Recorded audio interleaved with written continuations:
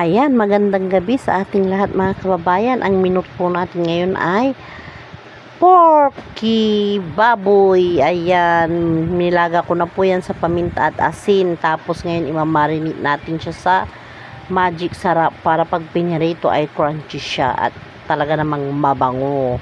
O di po ba kayo po dyan? Nakaluto na po ba kayo? Kasi ako, ito lang ang aking menu mga kabayan.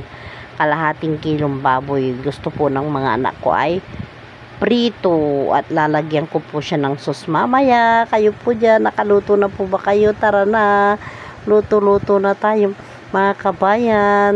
O di ba, marami pong salamat sa inyong mga suporta sa panonood ng aking mga video. Ayan, nangangamoy bango na, talaga namang nakakagutom.